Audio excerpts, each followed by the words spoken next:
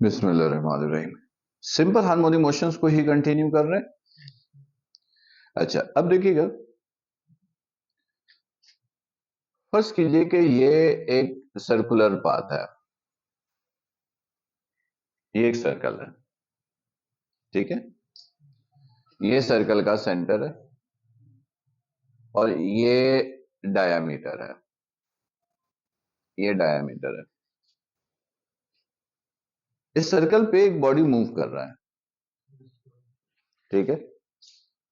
उस बॉडी को कोई भी नाम दे दो। उस बॉडी को हम नाम दे दें पार्टिकल पी का। क्या नाम दे दें? पार्टिकल पी, कि पी पार्टिकल मूव कर रहा है। ये इसका रेडियस है।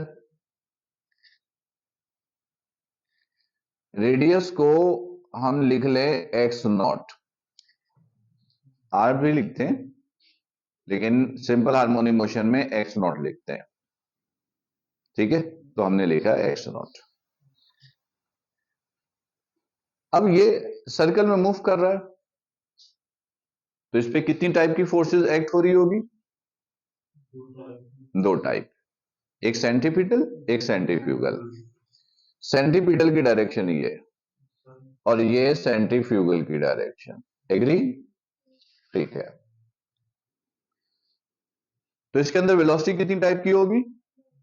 दो टाइप, लीनियर या टेंजेंशियल वेलोसिटी, एंगुलर वेलोसिटी।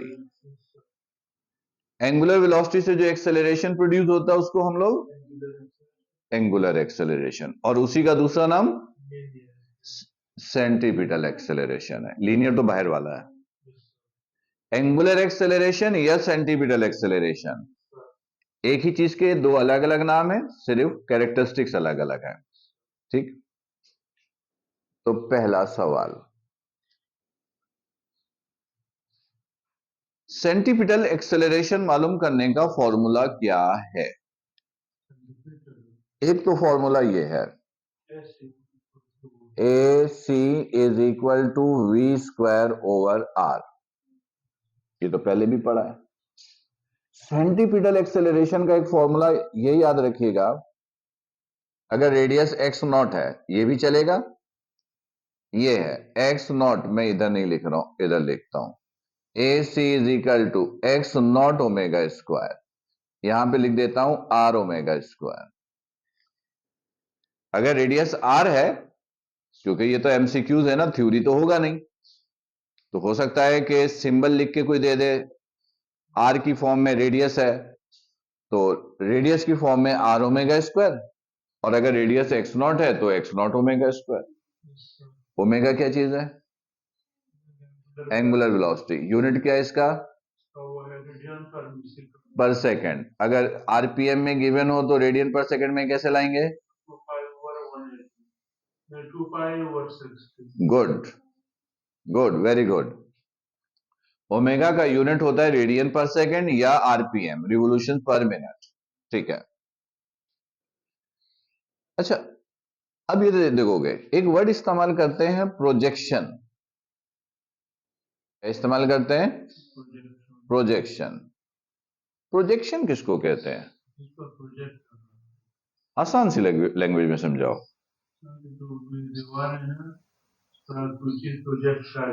हाँ, आसान सी लैंग्वेज में शेडो को बोलते हैं। आसान सी लैंग्वेज, शेडो को बोलते हैं। मेरा शेडो बन रहा है, यहां तो इतना अच्छा नहीं बन रहा, लेकिन जो भी शेडो बनेगा उसको प्रोजेक्शन बोलेंगे, ठीक है। अच्छा, अब प्रोजेक्शन आपको कैलकुलेट करना है। क्या कैलकुलेट करना है? प्रोजेक्शन। तो प्रोजेक्शन तो शेडो को बोल रहे हैं, शेडो तो होता किसी और का है, बनता कहीं और है। तो पार्टिकल पी का शेडो यानी प्रोजेक्शन डायमीटर पर, projection of P, projection of P on diameter, वो मालूम करने का फॉर्मूला, उसको नाम दे दो एक्स। इसको नाम क्या दे दिया? एक्स। तो एक्स मालूम करने का क्या फॉर्मूला होगा? क्या? प्रोजेक्शन का फॉर्मूला नहीं, यहां वहां वाला भी यही कॉन्सेप्ट तो मैच होता है, लिंक तो बनता है। अभी तो हमें सिंपल ये चाहिए कि सिंपल हार्मोनिक मोशन में अगर प्रोजेक्शन के लिए डिस्टेंस पूछे तो फॉर्मूला पता होना चाहिए, ये फॉर्मूला है, ताकि थ्योरेटिकल टाइप का एमसीक्यू आए तो भी करेक्ट कर ले, न्यूमेरिकल टाइप का एमसीक्यू आए तो वैल्यू पुट करके निकाल लें। वो फॉर्मूला ये होता है, x is equal to x not cos theta, radius r है तो r कॉस थीटा। ये प्रोजेक्शन मालूम करने का फॉर्मूला है। लेकिन प्रोजेक्शन निकलता कैसे, जरा ये समझ लो। ये देखो, ये सर्कल है, ये डायमीटर है, ये सेंटर है। पार्टिकल पी सर्कल पे मूव कर रहा है, तो सर्कल पे कहीं पर भी हो सकता है। फर्स्ट करो यहां पर है, मैंने कहा प्रोजेक्शन निकालो। कैसे निकालोगे? यहां से परपेंडिकुलर ड्रॉप कर देंगे डायमीटर पे, जहां इंटरसेक्ट करेगा सेंटर से लेकर वहां तक की लेंथ को बोलेंगे प्रोजेक्शन, इसको बोलेंगे प्रोजेक्शन। और ये एक्स का नाम दिया। लेकिन अगर फर्स्ट करो यहां पर है, तो यहां से परपेंडिकुलर ड्रॉप करेंगे डायमीटर पे, जहां इंटरसेक्ट किया यहां से लेकर सेंटर तक, ये इसको बोलेंगे प्रोजेक्शन। और प्रोजेक्शन मालूम करने का ये फॉर्मूला है, ठीक। अच्छा, अब याद रखोगे पार्टिकल पी का प्रोजेक्शन, प्रोजेक्शन किस पे? डायमीटर पे, हमेशा सिंपल हार्मोनिक मोशन एग्जीक्यूट करता है। हमेशा क्या एग्जीक्यूट करता है? Simple harmonic motion. तो मैं इसको ऐसे लिख देता हूं, याद रहेगा, A P proportional to minus x, A P proportional to, देखो अभी बताया था कि ये सिंपल हार्मोनिक मोशन का प्रेजेंटेशन है। पी का मतलब प्रोजेक्शन ऑफ पार्टिकल पी, तो इसका मतलब प्रोजेक्शन पार्टिकल पी भी कौन सा मोशन करता है? सिंपल हार्मोनिक मोशन करता है, ठीक। चलो ये बात हो गई। अब ये बताओ, एक वर्ड इस्तेमाल करते हैं, टाइम पीरियड। टाइम पीरियड किसको बोलते हैं? सुनो, एक वाइब्रेशन इसको बोलते हैं, ये गया ये वापस, ये एक वाइब्रेशन होता है। एक वाइब्रेशन का मतलब ये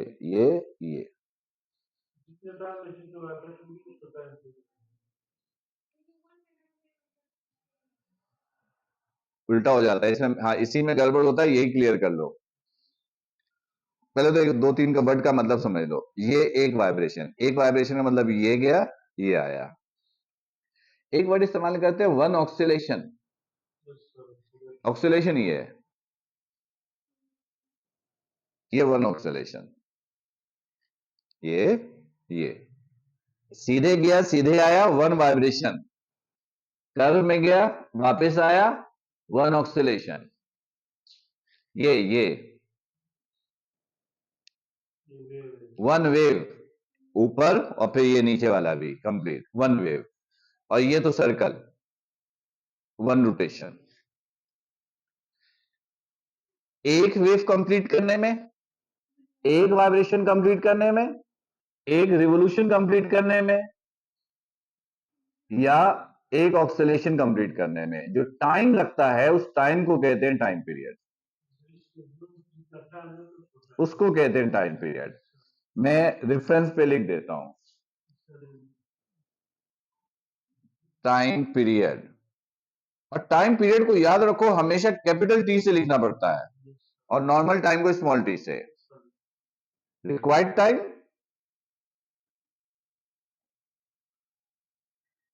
टू कंप्लीट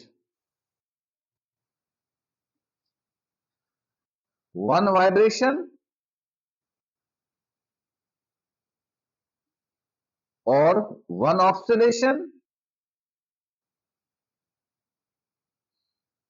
और वन वेव और वन रोटेशन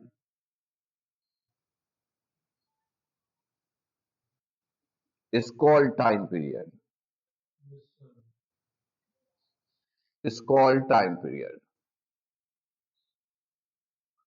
और टाइम पीरियड को टी से डिनोट करते हैं, which is denoted by T.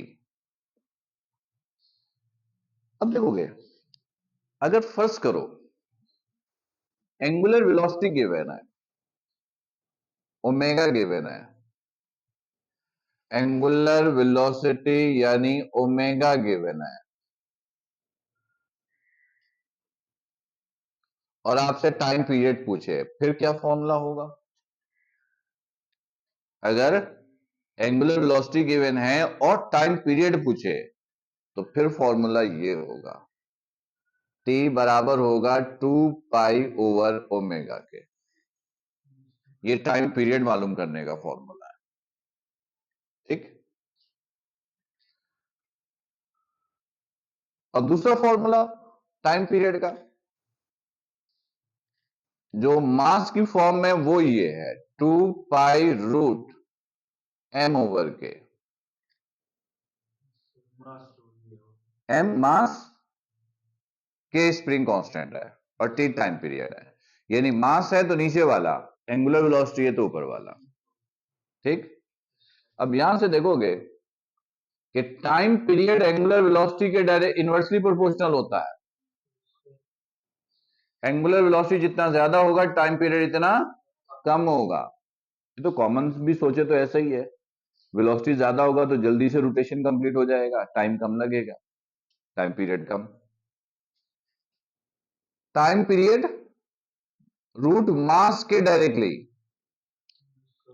मास जितना ज्यादा टाइम पीरियड भी उतना ज्यादा। जाहिर है मास कम होगा तो मूव करना मुश्किल होगा, मूव करना मुश्किल होगा तो एक रोटेशन में टाइम ज्यादा लगेगा, तो टाइम पीरियड ज्यादा। और स्प्रिंग कांस्टेंट के भी इनवर्सली प्रोपोर्शनल, ठीक। अच्छा, एक एमसीक्यू आ जाता है, हम आपको m दे देते हैं और k दे देते हैं, ये गिवन दे देते हैं। यानी हम कहते हैं कि mass of a body is this which is attached to a spring whose spring constant is this, then its angular velocity is, यानी मास दे दें, k दे दें और एंगुलर वेलोसिटी पूछे, तो फिर एंगुलर वेलोसिटी का फॉर्मूला क्या होगा? एंगुलर वेलोसिटी का वैसे तो एक फॉर्मूला ये पढ़ते हो आप लोग, पढ़ा है आपने, थीटा ओवर टी, लेकिन मास और के गिवन हो फिर एंगुलर वेलोसिटी का फॉर्मूला क्या होगा? फिर एंगुलर वेलोसिटी का फॉर्मूला होगा रूट के ओवर एम, रूट के ओवर एम, ठीक। तो तुम बताओ कि अगर बॉडी का मास, इफ बॉडी मास को हाफ कर दे तो टाइम पीरियड कितना होगा?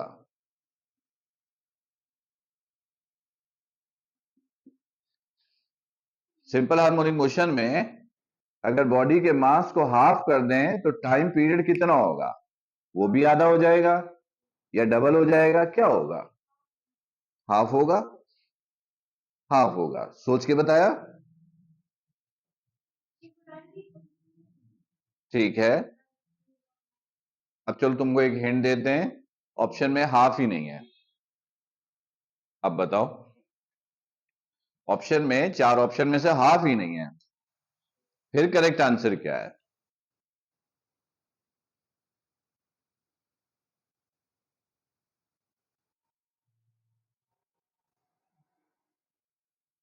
चलो सुदेश, मास हाफ, जैसे एक स्प्रिंग है, डबल हो जाएगा, पक्की बात। तो तुम लोग सोचना छोड़ देते हो, क्यों? मैंने एक लाइन पहले बोला है शुरू के लेक्चर में, जब भी एमसीक्यूज ऐसा है कि इसको आधा करना है, इसको डबल करना है, इसको इतना करना है, ये कितना होगा, तो उसका एक प्रोसीजर है सिंपल सा, वो फॉलो करो, आंसर आएगा। मैंने क्या बोला अभी, मास हाफ करना है, टाइम पीरियड पूछा, तो मास और टाइम पीरियड का फॉर्मूला देखो, ये है ना, T is equal to 2π√m/k। Mass को कितना किया, हाफ, मास को हाफ करो,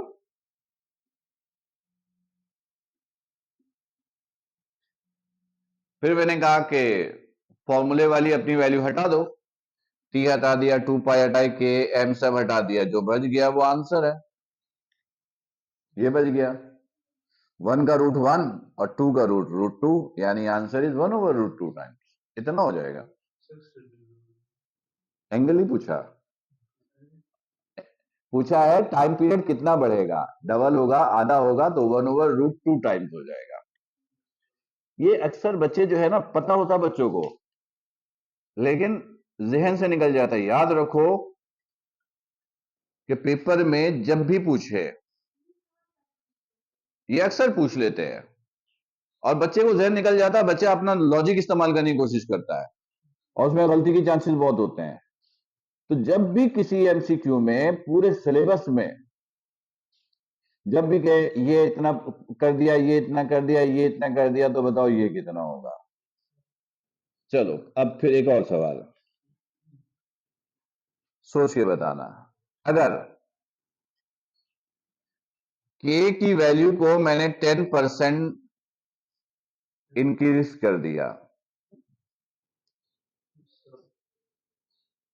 ठीक है, तो अब टाइम पीरियड कितना होगा,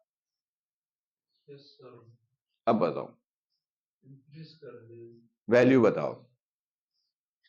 नहीं, k 10% इंक्रीज किया, तो t और k तो एक दूसरे के इनवर्स है, k इंक्रीज करेंगे तो टाइम कम होगा, ये तो पता है, लेकिन कितना कम होगा। अब इसके अंदर भी ना मैंने एक बताया था कि जैसे काइनेटिक एनर्जी की मिसाल देके बताई थी कि वेलोसिटी 10% इंक्रीज होगा तो काइनेटिक एनर्जी कितना होगा, उसका एक लॉजिक समझाया था, याद है?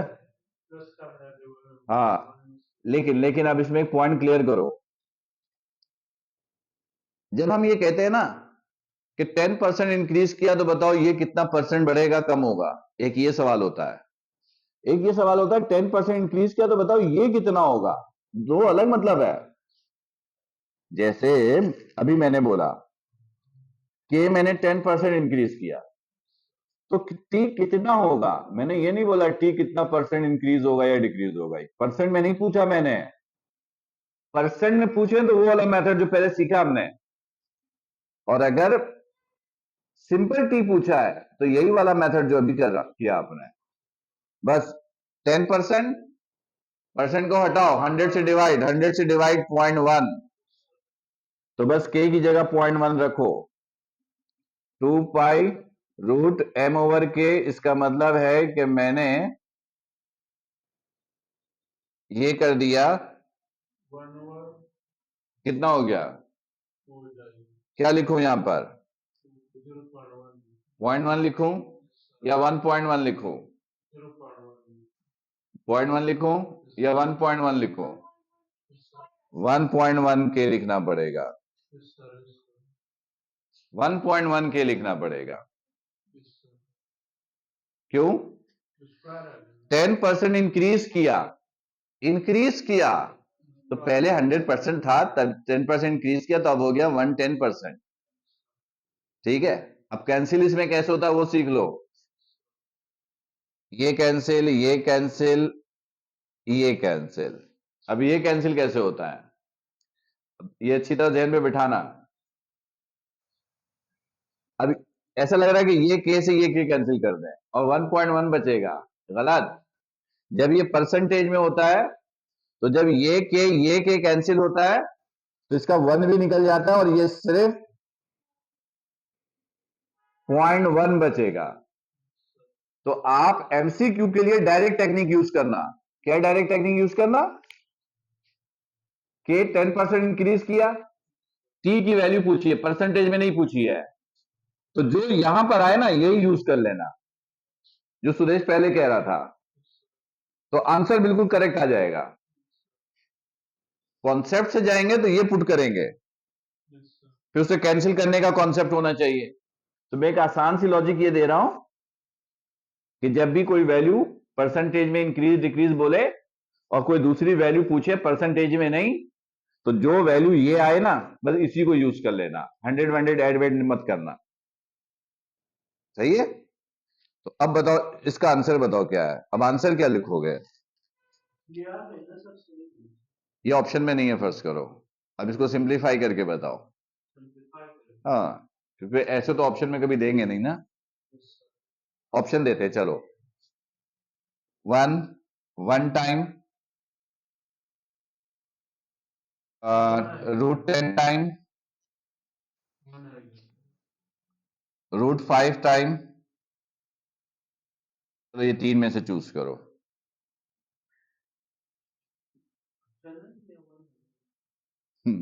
10 टाइम आएगा। ये देखो, पॉइंट के बाद एक डिजिट है, इसको हटाया तो यहां क्या लगाया? अब ये क्या हो गया? √10/1 यानी √10 टाइम्स। ठीक, चलो ये टाइम पीरियड हो गया। अब सुनना, टाइम पीरियड की डेफिनेशन को रिवर्स कर दो तो फ्रीक्वेंसी मिलता है। इन दोनों में ना गड़बड़ करते हैं।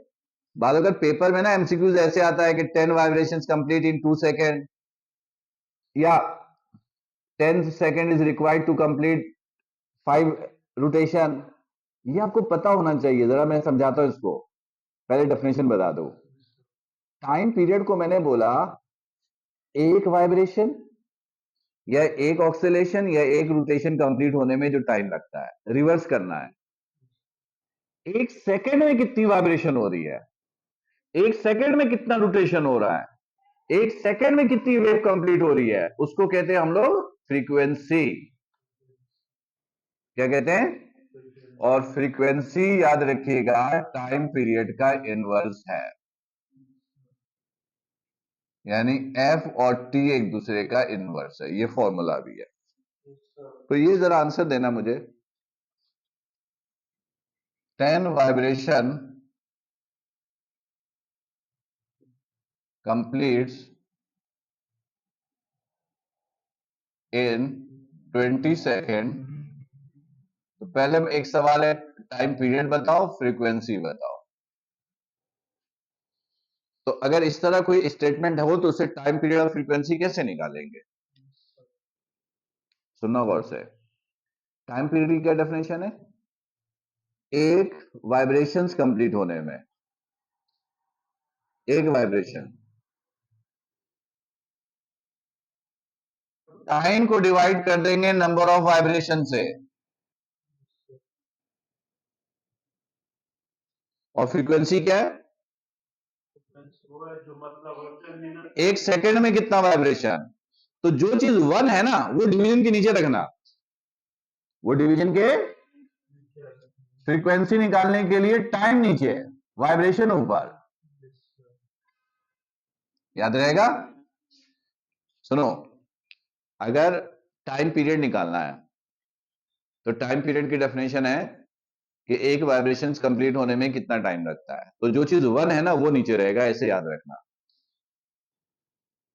और फ्रीक्वेंसी में क्या है?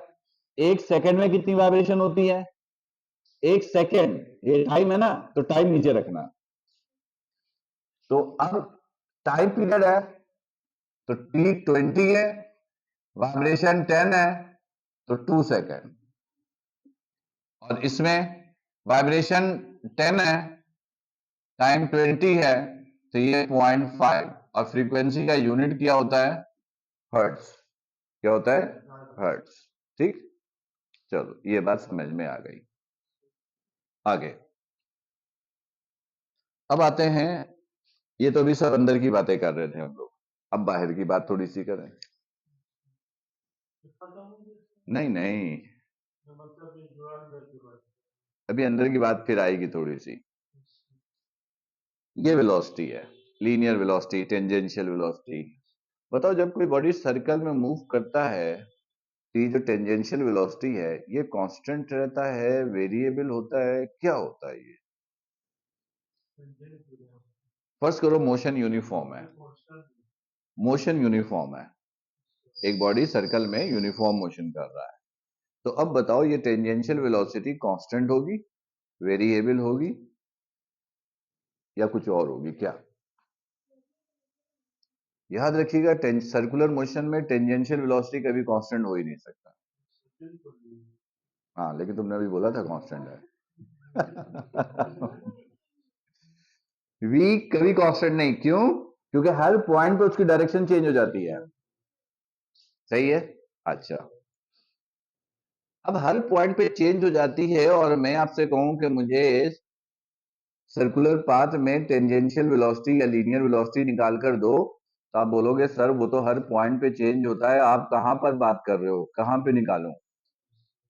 तो आप किसी भी एक पॉइंट पे निकालोगे, और जब किसी पॉइंट पर वेलोसिटी निकालते हो तो उसको बोलते हैं इंस्टेंटेनियस वेलोसिटी। सर्कुलर मोशन में हमेशा इंस्टेंटेनियस वेलोसिटी कैलकुलेट होता है। ठीक, तो बताओ इंस्टेंटेनियस वेलोसिटी मालूम करने का क्या फॉर्मूला है in simple harmonic motion? In simple harmonic motion instantaneous velocity का क्या फॉर्मूला है?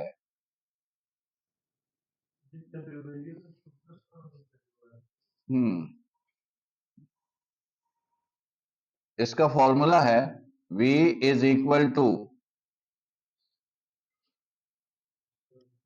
क्या है बताओ? x नॉट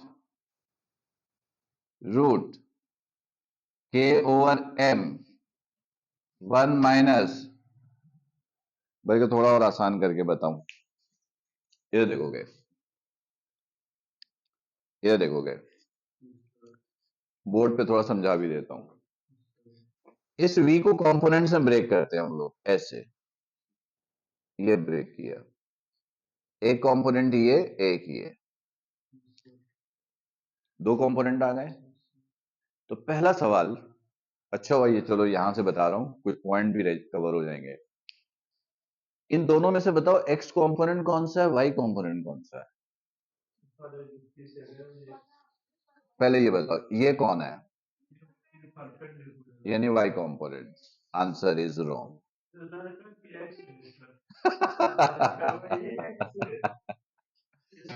याद है, वेक्टर के टेल के साथ जो अटैच होता है ना, वो हमेशा x होता है।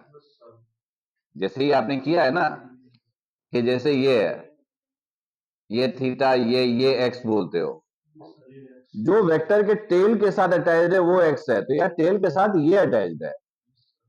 हाँ, तो इसमें एप्टीट्यूड एग्जाम्स में ना फॉर्मूला नहीं चलेगा, कॉन्सेप्ट चलेगा। तो जो टेल के साथ अटैच्ड है वो x कंपोनेंट, और जो हेड के साथ अटैच्ड है वो y कंपोनेंट। ठीक है, चलो ये बात हो गई। तो अब ये बताओ इन दोनों में से किसका ताल्लुक प्रोजेक्शन से है, vx का vy का? In simple harmonic motion which tangential component is related to या based on projections of particle p? v y होगा, बिल्कुल करेक्ट।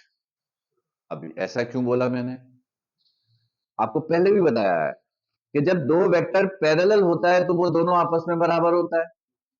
तो प्रोजेक्शन किसको बोला, इसको अभी सिखाया था, ये प्रोजेक्शन है, तो इसके पैरेलल कौन है, ये है, तो ये प्रोजेक्शन है, तो ये है वीपी, और इसी को इंस्टेंटेनियस बोलेंगे। इसी को क्या बोलेंगे, इंस्टेंटेनियस। इधर देखोगे Vp बराबर है Vy, और Vy किसके बराबर होगा, V साइन थीटा, और V किसके बराबर होता है, V is equal to R omega, लेकिन यहां पर R की जगह x not omega, this is sine theta. सही है। Vp ओमेगा का एक फॉर्मूला अभी बताया था, K ओवर M, पिछले वाले सेगमेंट में बताया था, नहीं यहीं पे बताया, रूट K ओवर M। और सिंपल हार्मोनिक मोशन में for the projection of particle P sine theta का फॉर्मूला याद रखिएगा, वो होता है 1 - x² / x0²।